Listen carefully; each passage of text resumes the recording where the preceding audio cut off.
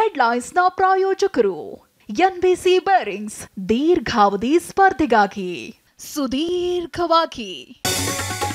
Prajwal ರೇವಣ್ಣಗೆ arrest warrant, ಜನಪ್ರತಿನಿಧಿಗಳ ಕೋರ್ಟ್ನಿಂದ ಮಹತ್ವದ ಆದೇಶ, ಸ್ವದೇಶಕ್ಕೆ ಕಾಲಿಟ್ಟ ಕ್ಷಣವೇ ಬಂಧನಕ್ಕೆ ಸೂಚನೆ. ಪ್ರಜ್ವಲ್ ಪೆಂಡ್ರೈವ್ ಹಂಚಿಕೆ ಕೇಸ್, ದೇವರಾಜೇಗೌಡನನ್ನ ಎಸ್ಐಟಿ ಕಚೇರಿಗೆ ಕರೆತಂದ ಅಧಿಕಾರಿಗಳು, ಬಿಜೆಪಿ ಮುಖಂಡನ ಪಾತ್ರದ ಬಗ್ಗೆ ತನಿಖೆ.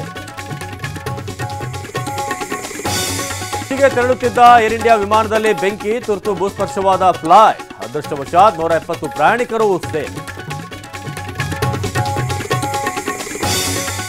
ರಾಜ್ಯದಲ್ಲಿ ಮುಂದುವರೆದ ವರುಣನ ಆರ್ಭಟ, ಮಂಡ್ಯದಲ್ಲಿ ನೆಲಕ್ಕುರುಳಿದ ಮರ, ವಿದ್ಯುತ್ ಕಂಬಗಳು, ಮೈಸೂರಲ್ಲಿ ಹಲವೆಡೆ ಮನೆಗಳಿಗೆ ನುಗ್ಗಿದ ನೀರು.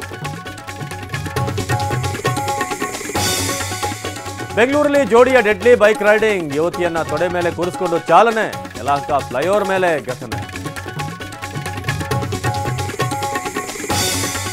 ಸಿಎಸ್ಕೆ ವಿರುದ್ಧ ಆರ್ಸಿಬಿಗೆ ರೋಚಕ ಗೆಲುವು, ರಾಜ್ಯದ ಜಿಲ್ಲೆಗಳಲ್ಲೂ ಸಂಭ್ರಮಾಚರಣೆ, ಪಟಾಕಿ ಸಿಡಿಸಿ ಅಭಿಮಾನಿಗಳು ಫುಲ್ ಖುಷ್.